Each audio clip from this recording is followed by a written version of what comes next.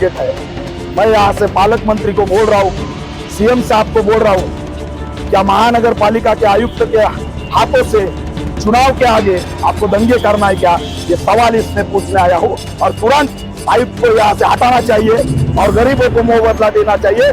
मुस्लिमों और दलितों को जो अन्याय हुआ है बहुजनों पर, उनको न्याय मिलना चाहिए, इसलिए हम यहाँ पर खड़े हैं। हेलो दोस्तों, आप देख रहे हैं MTN न्यूज। आज हम औरंगाबाद के क्रांति चौक पर है। यहाँ दलित संगठनों की तरफ से आज आंदोलन किया गया है। मुकुंदवाड़ी में जो कमान बनाई गई थी वो तोड़ी गई, जबकि वो कमान महानगर पालिका ने खुद बनाई थी। वो कमान को लेकर और यहाँ अतिक्रमण जो इलीगल तोड़े गए, जो रोड के बाहर थे, ऐसे भी घर तोड़े गए, ऐसा इनका कहना है, ऐसा आरोप लगाया। और पालक मंत्री से खुले शब्दों में उन्होंने आह्वान किया कि इलेक्शन से पहले ये कमिश्नर को यहाँ से हटाया जाए, ये कमिश्नर की बदली की जाए, वरना ये शहर में दंगे तक हो सकते हैं।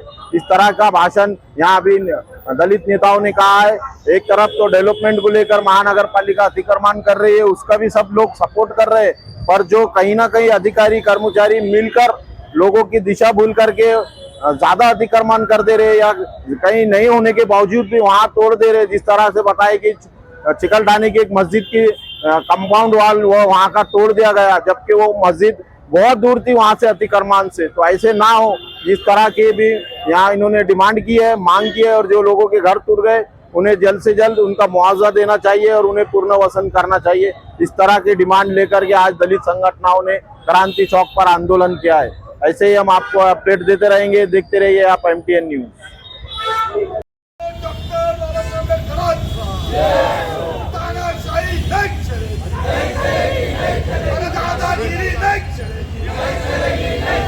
स्थानिक समाजवादी कार्यकर्ते, बौद्ध भिक्खू, शांतता कमिटीची बैठक का घेतली नाही? यांना दंगली घडवायच्या? हे कोण अधिकारी जे सामाजिक तेढ निर्माण करतात? आणि अधिकृत कामाने ना ती महानगरपालिकेने उभा केलेली, लोकांनी नाही, त्याची समिती नाही, ते अतिक्रमण नाही, व तुम्हीच उभा करता, तुम्हीच पाडताय। विजयताई राटकर्णी यांचं उद्घाटन केलं, तत्कालीन महापौर, आणि पाडता कशी काय? पेटे नगरचे घरं पाडले, नोटीस दिली नाही, 10 कामगार बेघर होऊन फिरतात। सातारा परिसरामध्ये मोकळ्या जागेच्या भूखंडावर उभा असलेली बुद्धमूर्ती, संजय नगरच्या लोकांचे घरं पाडायला लागले, हरसूरच्या लोकांना खाली केलंय, म्हणजे गरीब जिथं राहत आहेत त्यांनाच पाडताय। तुमची सिडकोच्या पुढं आणि शेवण हिलच्या पुढची कारवाई बंद का झाली? शेवण हिलच्या पुढं तुम्हाला 45 मीटर लागतं आणि मुकुंदवाडीच्या पलीकडे तुम्हाला 60-65 मीटर लागतं। ही जातीवादाची कारवाई आहे। आयुक्त श्रीकांत ही जातीवादी भूमिकेत आहेत आणि त्यांचे अधिकारी सुद्धा जातीवादी भूमिकेत आहेत। ही कमान पाडल्यामुळे महाराष्ट्रामध्ये संतापाची लाट पसरलेली आहे। ज्यांनी ही कमान पाडली त्यांच्यावर गुन्हा दाखल झाला पाहिजे, त्यांचं निलंबन झालं पाहिजे। या भूमिकेला घेऊन आणि बेघर झालेल्यांना त्यांना पुनर्वसन करून मोबदला मिळाला पाहिजे। व्यावसायिक तुम्ही उभा असू शकता, जे महानगरपालिकेने उभा केलाय, ते म्हणतात आम्ही पुन्हा उभा करू। अरे उभा केल्यावर आम्ही काढले असते ना। चिकलठाण्याच्या पुतळ्याला सांगितलं 15 दिवसात पाडतो। आम्हाला संशय आहे की मनपा आयुक्तांनी दंगलीची सुपारी घेतली आहे निवडणुकीच्या तोंडावर। तुम्ही पर्यायी पुतळे उभा करा, पर्यायी कमान उभा करा आणि नंतर कार्यकर्त्याला काढायला आम्ही काढली असती। आज चॉक लावून बिल्डिंगी उचलल्या जात आहेत, कटरनी कट करतात नव्हती कमान, आम्ही विहारात येऊन लावली असती, पण विश्वासच नाही घेतलं। त्यांना श्रीमंतांचे असणारे, भांडवलदाराचे असणारे, उद्योगपतीचे असणारे अतिक्रमण काढायचे नाही, म्हणून आम्हाला आज त्यांनी या ठिकाणी सामाजिक तेढच्या भूमिकेवर उभा केला। हिंदी है का?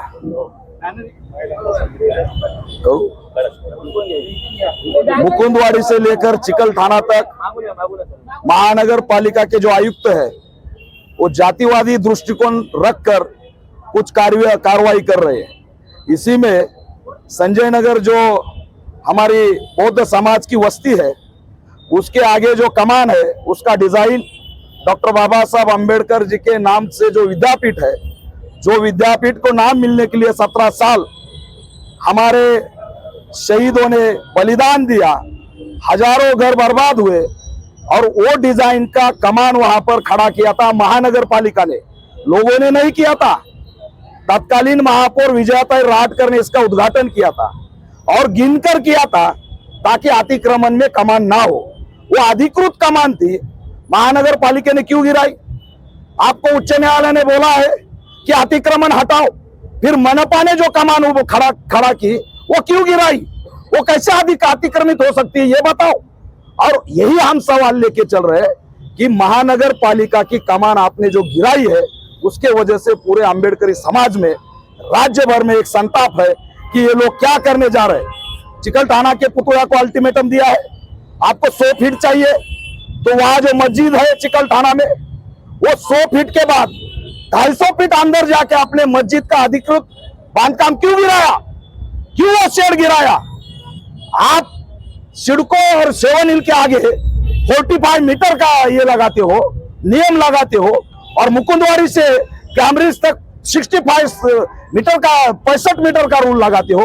क्यों? सिडको के आगे लेमन ट्री आता है, रामा आता है, आपका आतिथ्य आता है, बड़े बड़े उद्योगपतियों के सोने की दुकान आती है। उद्योगपति के लिए मनपा आयुक्ता के रूल खत्म।